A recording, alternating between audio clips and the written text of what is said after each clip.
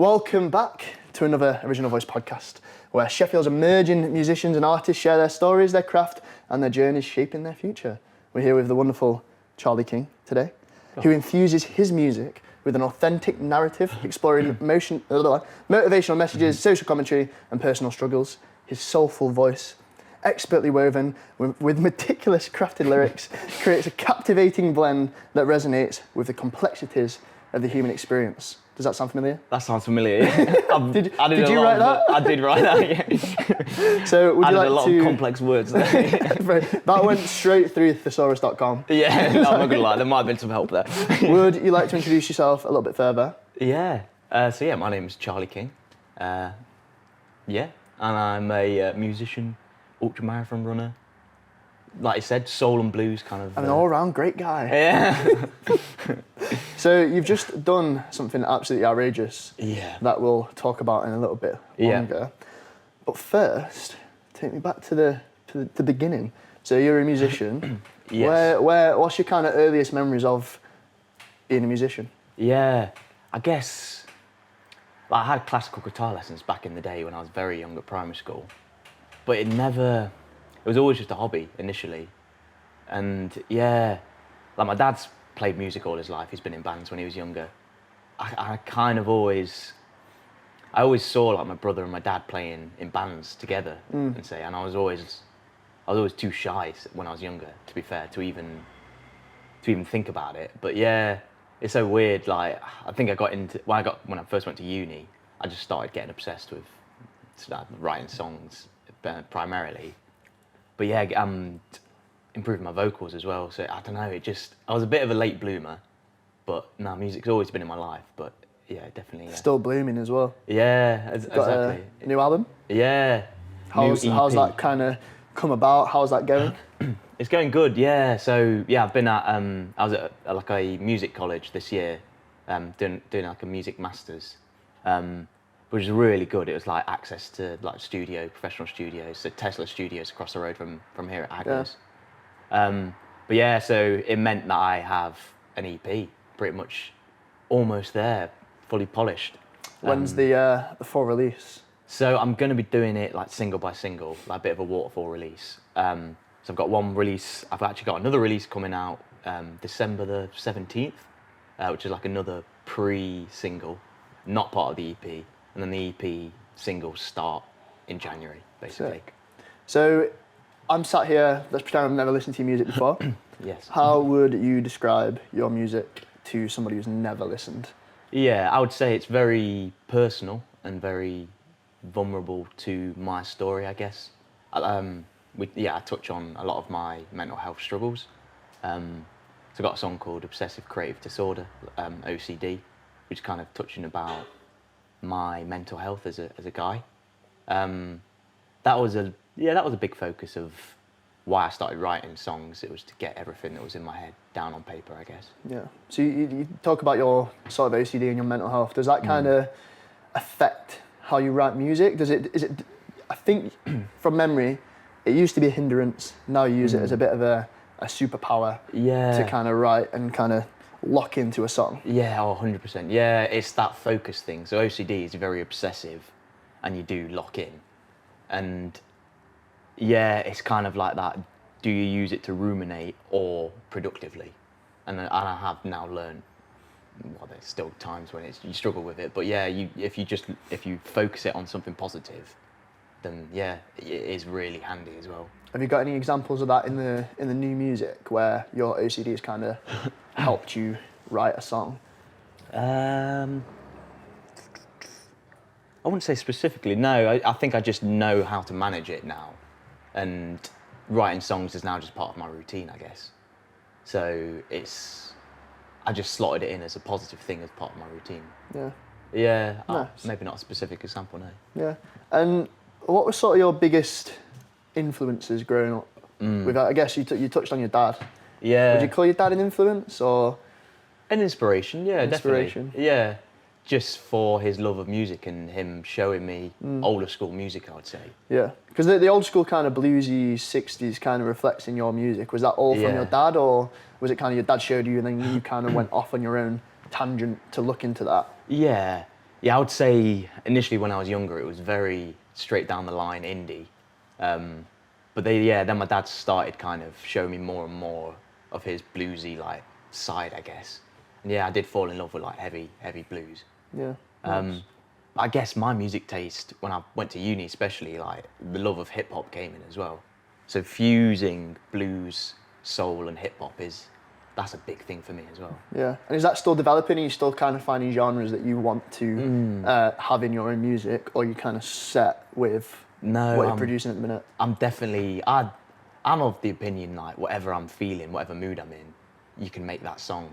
Yeah. Yeah, I think this EP especially, so I'm calling it The Start. It's kind of like the start of who I want to be.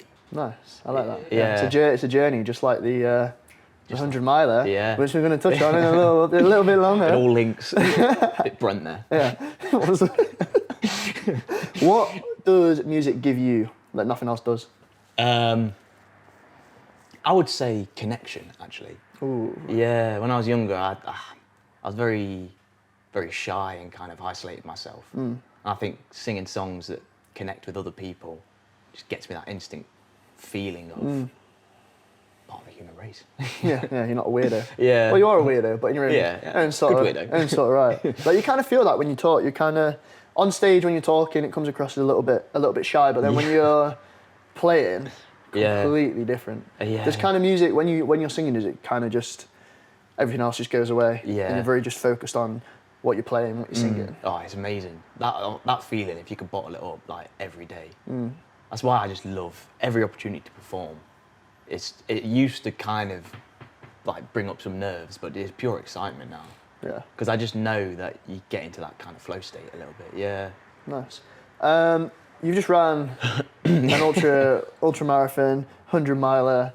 For what reason? I guess we'll touch on it. But we together have just filmed a documentary on Charlie running a 100-mile ultra marathon from Manchester to Derby via Sheffield via Chesterfield to then play a headline gig in Derby. That was for Derbyshire Mental Health Federation of Mental Health. Yeah. And Music Venue Trust. Oh, well remembered. Which I've been through this a lot. Yeah. Which are very close to your heart. Yeah. I guess the question is why. A very broad question. I'm still trying to figure that out now. I see. It's weird. I would say during this year, it's been this year. It's so weird to even think it was this year, but It was like a month ago, mate. yeah, I know. It's so weird how quickly you kind of move on, I guess. Yeah. But yeah, the reason I did it was I always need a huge challenge that initially I thought was impossible. I think that's kind of... Why? Why do That's you need the that challenge? That's getting some deep. I think maybe it is linked to like OCD and perfectionism. Yeah. Of always needing, like it's almost like needing for people to say, "Wow, that is unbelievable." So I think now I've done it, I'll be honest, it's quite nice just to be a bit more relaxed. Like, I don't always need to be unbelievable, which is... Has it kind of had the opposite effect that you thought it would then? Because during the run, I remember you saying that like we were always talking about what's next. Has doing the 100 miler kind of made you step back and be like, you know that it doesn't always have to be a next? I think just for now.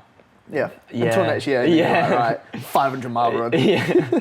I think, I needed to give myself a break. I'm definitely a little bit burnt out, I would say. Yeah. Well, yeah, you ran 200 miles in a week. Yeah. I know. I think when I've looked back, there is a reason. Yeah. But yeah, I've realised it goes in cycles, and because I'm quite ambitious, I would say that will come back. Yeah. And it will come back in spades, and And it'll be bigger than. Yeah. I guess it kind of says what's the word I'm trying to say? Highlights you as a person. It's kind of mental health, running, music, and it's all kind of this one big connection. So you doing this big thing kind of just highlights everything that you wanted to do. What am I trying to say, Jordan? I think it's, for me, doing what you say you're going to do is huge. Like having, your words having value, that's huge. Like if you believe you can do something, say it and then do it. Yeah. And then just don't say it if you can't do it. So that was a big thing. Like I said, I said I'd do it. So there wasn't even an ounce of me that said I wasn't going to do it. Yeah. Why 100 miles? Why not 95? Why not 150? Truthfully, it's just because that is a race that is done. Yeah, like, so I did a 50 miler last year, and then for some reason the next race up is 100, double it. But, Fair. yeah. So the one after that's 200? Yeah, who knows? I don't even know. Yeah, there are longer distances, but 100 is well known that is like one of the biggest mileage that humans can do. Damn. Well, not even humans can do, but it's like known as a really big ultramarathon, basically. Yeah. Was there a sort of time during the run where you thought, what the fuck am I doing? Or were you always kind of... It was so weird. I sat on the was goal? so locked in. Yeah, I suppose you saw that a bit. That Yeah. yeah. I think up until about 80 miles, 85 miles, you were still yourself, jolly, like looking forward to the end. And then you didn't hit a wall, but you kind of changed a little bit in yourself. You kind of got like, what the fuck am I doing? Yeah, it was just the immense pain. Yeah. Yeah. You had lots of... Do you want to talk us through the run from start to finish? Kind of what happened, at what mileage and stuff like that? Yeah, I would say initially like the first 10, 20 miles, it was coming out of Manchester. It was hectic. Yeah. Traffic. So, yeah. On the roads. To be fair, it was quite nice in the sunset, but I was just happy to get out of the big city. I think doing like trail running, all you wanted to do is just get in like the open air countryside. Yeah. Because that's when you just kind of relax into the run. So yeah, I went way too quick in the first 10, 20 miles, I would say. I couldn't keep up with you, and I was in a van. Yeah. So I was trying to get in front of Charlie to film some of the documentary, and then get back in, drive an extra 5-10 miles, get in front of him again, and there's times where I'd pull up and Charlie was already there, or gone past me, and I was like, okay, I need to drive a little bit further. Yeah. You were flying in that first sort of 10 miles. Because I kind of gave you like benchmarks. I didn't know where I was going to be, and I was just flying. Yeah. So you got out of Manchester, and then what? Yeah. Then it kind of got into, where were we near? Like near Stockport. Yeah. Yeah. I would say the next big highlight that I remember was about 30 miles in. So just coming into like the Peak District out of Manchester, I full on tripped over this log that was like, it's so annoying. It was like a tree root just in the pavement. At this point it was dark. Yeah. And you were kind of scared running into the peaks at night. It's kind of the latest you've ever ran, I think you were saying. And it got pitch black. It wasn't great, the hills, the roads, all that kind of things. And then you just stacked it. Yeah. Yeah, literally. I fully remember it coming dark as when I'm like putting on my head torch for the first time. I hadn't even run with a head torch before. It was so many new experiences on this run. But yeah, it was near, actually the tree route was near Castleton. I remember it quite vividly, but in the pitch black, and it just out of nowhere, I just fully stacked it. You know, when you're just like trying to stay up when you like momentum's really going like forward. A bit of a comedic fall. Yeah, it would have been quite funny if that was filmed, to be fair. And then like my arm was like fully bust. I've still got a bit of a scar, to be fair. Hey. Yeah. Go on, show this camera. Yeah, go on. I have to take this off. I have to make this look. It's the tiniest little scar. Yeah. Do all the wires coming out and everything. But yeah, so this is the damage that was done. I mean, it looks pretty. 50 mil. Further away. Oh yeah. Get back. But yeah, it's not that bad. But yeah. So basically, there was a lot of blood. I think it's because when you're running, there's just a lot of blood flowing around your body. Yeah. And so you kind of fear the worst. I'm not gonna lie. I was like, how bad is this? So then you got bandaged up and you were fine. You had your dad supporting you. You were kind of as a support vehicle, but I think at this point I was in bed. Yeah. Well, actually, that's why I was a bit worried, to be fair, because just before that leg in Castleton, we literally said like, right, this is the stop where you two go to sleep then, as in you and my dad. And you decked it, and on the video of you, it was kind of like streaming blood. Yeah. And I remember you being like a bit worried about it, and then we got it all bandaged up and you were fine. Yeah. What were you kind of thinking at that stage? Were you still, because that was early on, were you kind of still thinking, okay, is this going to happen? Or were you just kind of, okay, little blip, let's carry on? Like initially, honestly, I was like, oh no, I don't know how this is going to go. Just because, like, blood loss and stuff. Yeah. And actually not, because it was so dark, you can't see how bad it is. Yeah. But once I'd bandaged it up and I was like, well, there's no blood, it's fine. Yeah. I was like, if I can get, basically, yeah, my mindset was if I can get to mile 40, fine. That's 10 miles. I'm like, I can do 10 miles again. I can do 10 miles again. What was and the that was, yeah. sort of lowest point of the run, if you remember it? Or the highest point? Not physically. I really, really remember coming into Sheffield Yeah. from the peaks, like seeing the lights of Sheffield, and that was a huge high. Yeah. Because I'd just got through, it was actually that 30 to 40 miles of my arm bandaged up. And I remember getting to the end of that leg, I was like, okay, if I can do this, I can finish it. Yeah. And that was a click in my head. I was like, okay, I'm finishing it then. Yeah. What Yeah. about your lowest? Was it after falling?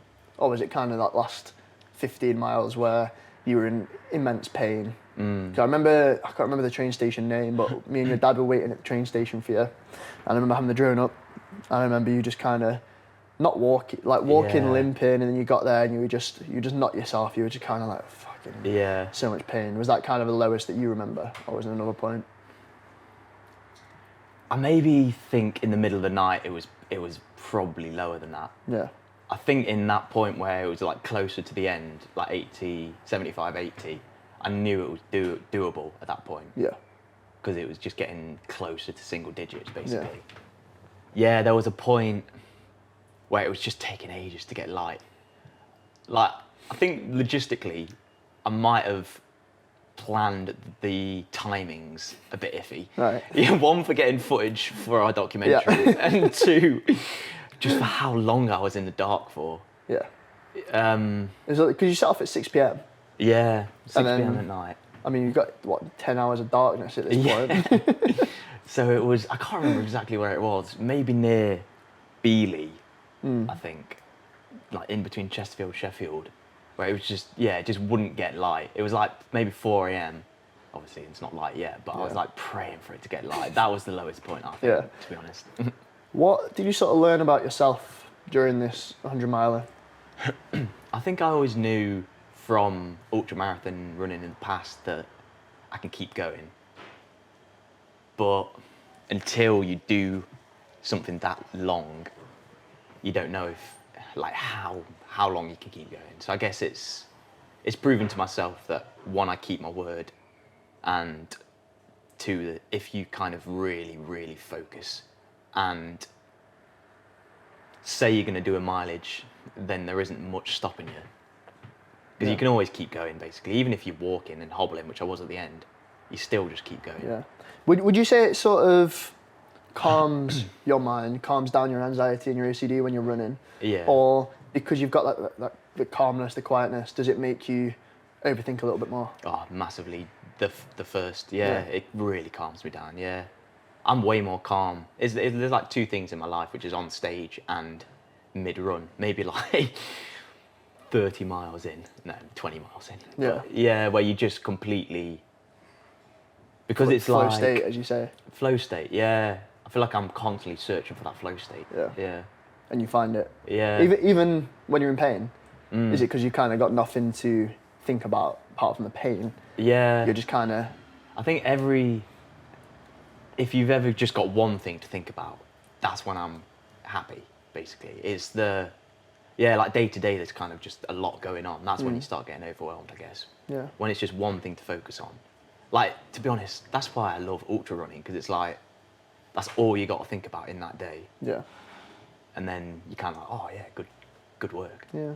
Whose idea was it to then do a gig straight after a headline gig after running a mile?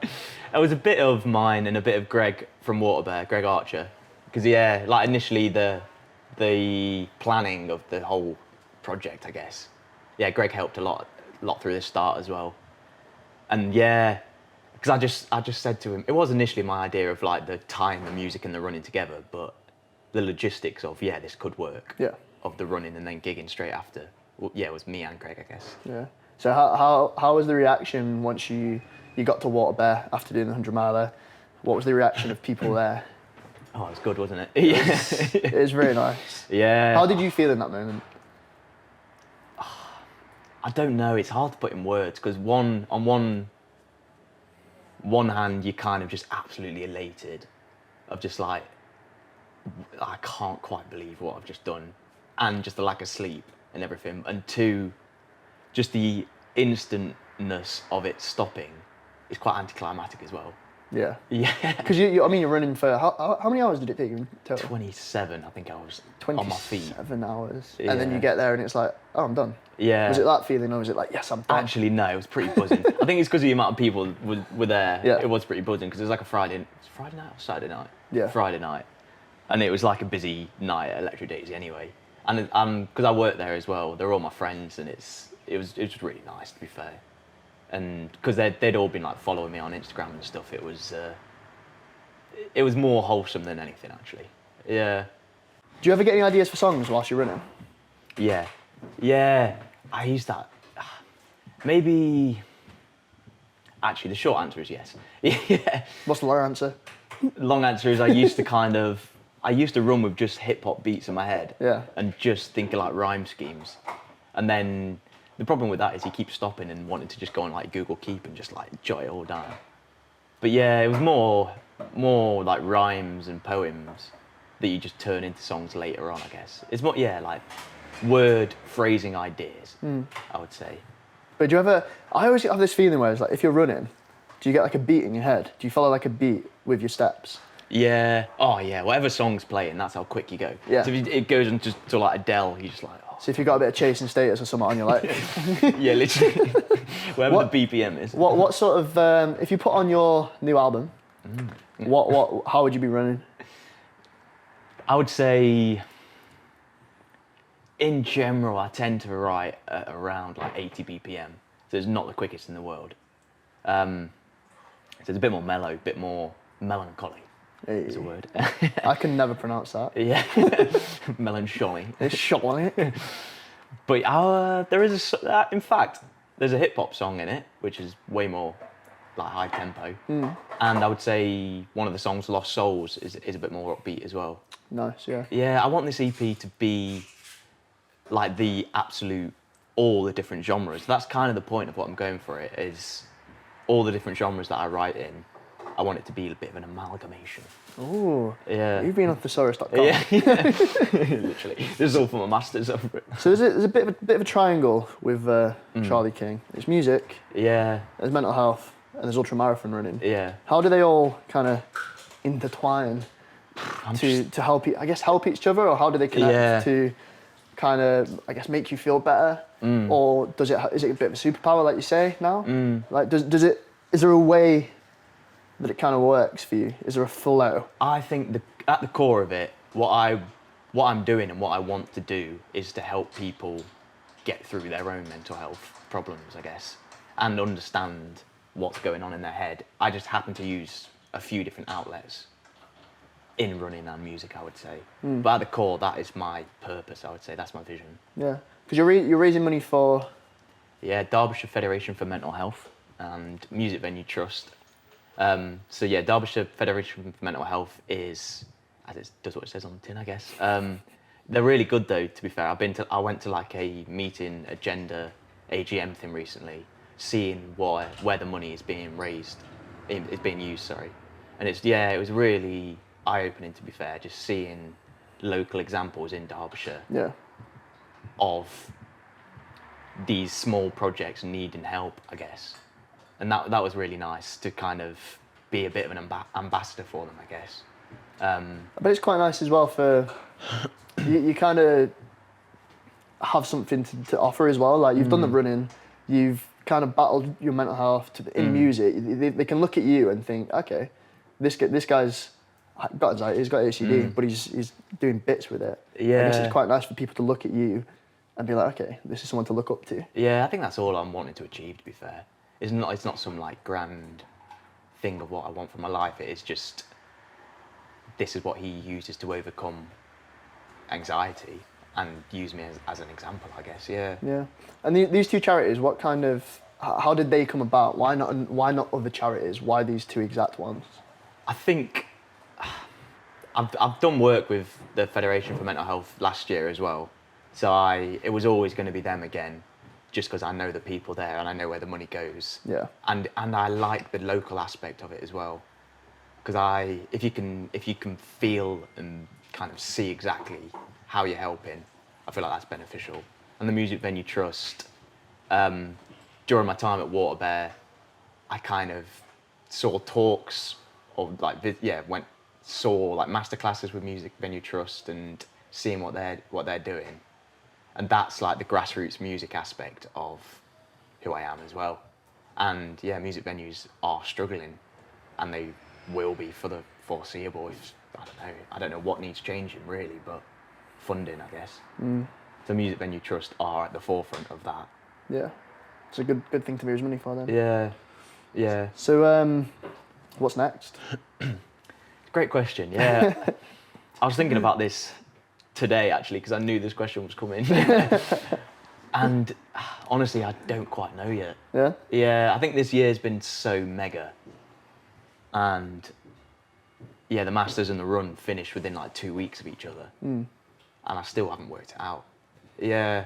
So what's next in terms of music? Yeah, in terms of music, I like that, good direction. Literally, I'm starting to release songs again, which has been a long time coming. Yeah. I think I'm not putting so much pressure on myself. I think just the songs need to get out there now. There was a long period where I was just umming and ahhing about releasing, of like touching on perfectionism. But yeah, new song, 17th of December, so literally in a week's time. So yeah, Black Sheep should be out now. By the time this podcast is out, yeah, your EP. No, this is another single. Another single? Yeah. It's going to be out? Yeah. What were you expecting from that single? Momentum. That's all I want back, is just for people to know that I release music again. I feel like I've been doing so many different things, and I guess the running took over. I just need to get back to basics of releasing, to be fair. Yeah. So just momentum. That's what I want. Nice. What about my next sort of big challenge? That I haven't worked out. Yeah. Do you have any ideas whatsoever? Okay, there is one thing in my head for next year, is I want to do like a consistency challenge, so 50 miles on average a week running. 50 miles a week? Which is like way more than I've done this year. Yeah. But it's not all in 24 hours. Fair. Yeah. Would you do another 100-mile run? I would one day, yeah. Would it be another 100-mile run, or would it be something bigger? Do you look at 100 miles now and think, okay, this is not that big? Or do you see another 100-mile run and be like, that's mental? The same. Yeah, it doesn't get any, I think at that extremes, you feel the same every time, yeah. But I've already ticked it off, so it wouldn't need that aspect of like needing to tick it off. Yeah. I'd do something different, yeah. Nice. So in 5 years, you look back, in 5 years, 10 years, you kind of look back at yourself now. What will you look at and be like, I'm a success? What I guess in simple terms, yeah. What does a successful Charlie King look like in 10 years? Truthfully, this has always been my goal, of just provide for myself and have gratitude. Yeah, and just be calm and happy. That, yeah. Tick, so you're successful now. Yeah, exactly. I'm trying to get in that mindset. Otherwise, I'm just constantly searching for the next thing always. Yeah. Is there kind of like a pinnacle for you, or have you hit? I will say, running wise, 100 mile was the pinnacle. Yeah. So I'm gonna have to think up the next thing that scares me. You said was and not is.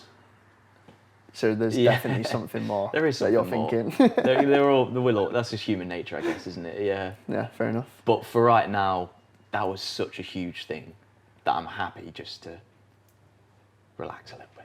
Yeah. Nice. All right, we're gonna move on to my favourite section. Nice. So every podcast we do a section called Chat Shit with ChatGPT, and we basically get ChatGPT to chat shit and ask you a bunch of questions. I've only briefly looked through this question, so I don't really know what's coming up. Oh, What's your thought on ChatGPT as a creative artist? What's your thought on AI? Oh, there's a deep question. I think it is really useful, just like any new technology, for making your process more efficient. Like any manual tasks that can be done with ChatGPT or AI, I don't see, like, use it to your advantage, basically. But on the flip side of that, there is a reason we love art and we love the story of art. It's because it's from a human being. And you don't love a song purely for what it sounds like. You love it for the artist's story, their journey, other aspects of them. And if we just consume art, especially from AI, you're losing that whole connection. It's purely just output. There's something beautiful in the imperfections of humans, I guess. And literally, so many of your favourite songs have like a random mistake in them. I think like some of the examples of Roxanne, where Sting accidentally sits on the piano or something. Yeah. But when you speak about Roxanne, there's an AI song where they only have rocks. Have you seen it? Yeah, I've actually, yeah. It's one of my favourite videos. That's a banger. It's so good. Yeah. So, would you ever use, go on. I was going to say, those AI hip-hop songs turned into blues and soul. Yeah. Unbelievable. Incredible. I've seen, there's one guy who just kind of headbutts the keyboard. Oh no, he doesn't headbutt, he just goes, and then it turns it into like a German-Japanese rock song. And it's fantastic. I'll show you after this podcast finishes. Okay. Actually fantastic. But would you ever use, or have you ever used AI in your music? For some of the processes in production, there's so many AI tools now, yeah. But I wouldn't ever,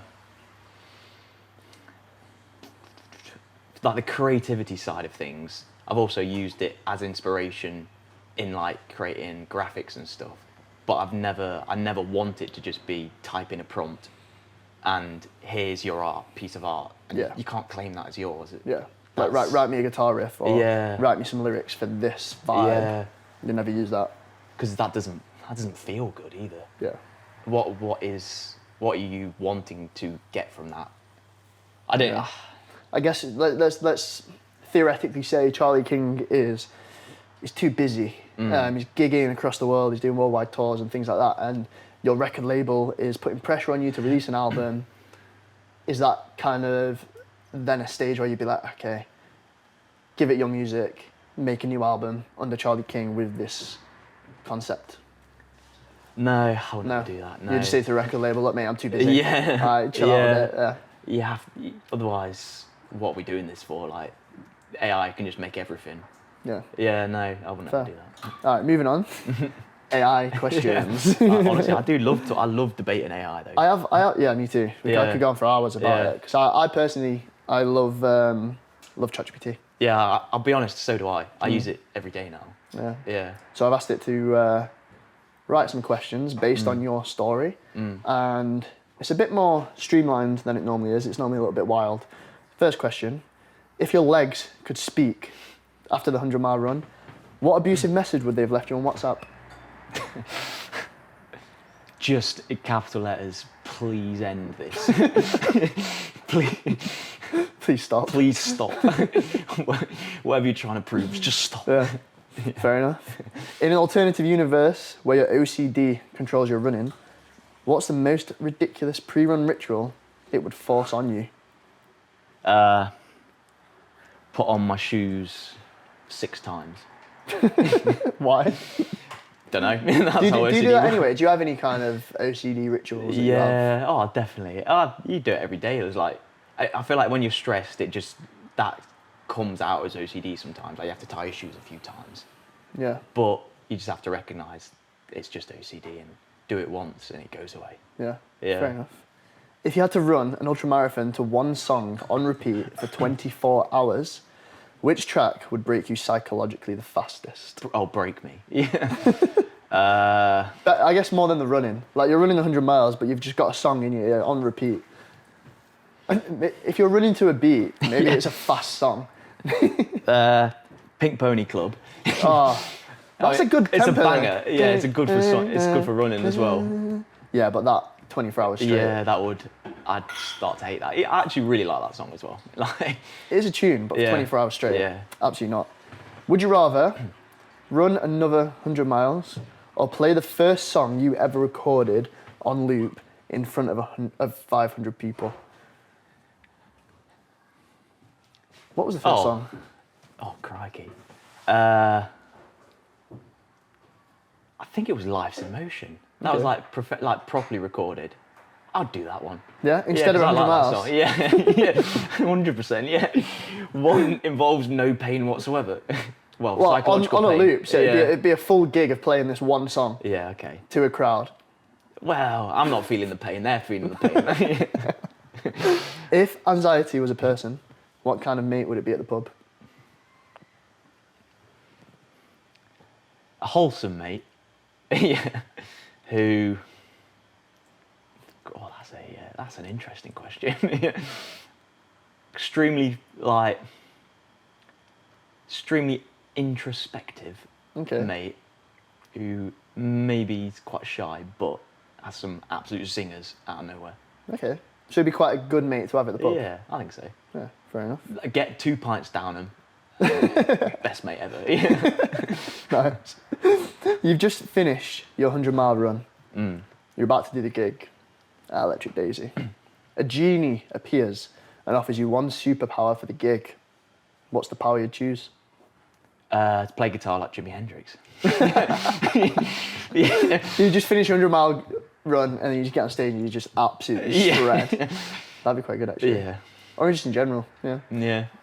If running shoes had feelings, which pair of yours would be filing a formal complaint against you right now? I am literally wearing them right now. Are they the ones that you put 100 miles in? Yeah. They look well clean. It's crazy. Like, there's still miles in them. Yeah. Yeah. But they'd be writing up a complaint to you. Yeah. Yeah. Or do you think, if you're a running shoe, do you think you'd quite enjoy running? I suppose it's their purpose. Yeah. That's what they're... But then, like, it's kind of not their choice for it to be their purpose. Yeah, that's true. It's kind of... Why can't I just be... A shoe. A shoe you walk in the park. Yeah. Yeah. Or, like, something else. But now I have to run 100 miles. Yeah. What did you convince yourself was a good idea at mile 70? Actually, this is very specific, to not eat enough. Yeah, towards the end, I was just like, let's just get this done. Yeah. And I was not eating enough at all. Does your hunger kind of suppress itself when you're running? Definitely. Yeah. Yeah. You kind of there's a famous tweet by Wayne Rooney. I know you're a football fan. Yeah. He tweeted saying, "Can't believe these 12:30 kickoffs. Means we have to force feed ourselves pasta at 9 a.m." Yeah. And the responses to that were like, "I'd force feed myself shit if I was on your wage." Yeah. Things like that. Like, I guess eating constantly whilst you're running, it's almost like a farce.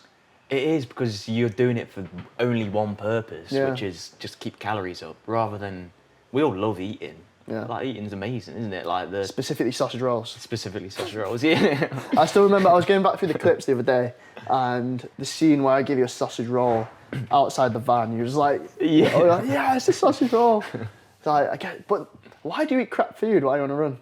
I think it's just you need any food. Just anything. Yeah, it's really weird. Like, and also crap food, it goes down easier because it's so nice. Yeah, salt, fat, Yeah. protein, carbs. Yeah. Sausage rolls, the perfect.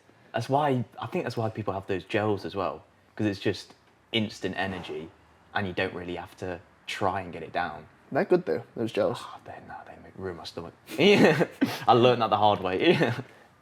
If your music could physically manifest as an animal, what creature is coming on stage with you, and why is it slightly feral? That's a good ending to that question. A fox. A fox? Yeah. I actually love foxes. Same. They're a bit... Well, I'll let you explain why a fox. Yeah. Feral. Feral. That's the only reason. But why, Yeah. Why your music? Why is your music a fox? I think it's a bit misunderstood sometimes. Okay. Yeah. Yeah. But most people think they just go through bins and eat and attack kids. Yeah. But they don't.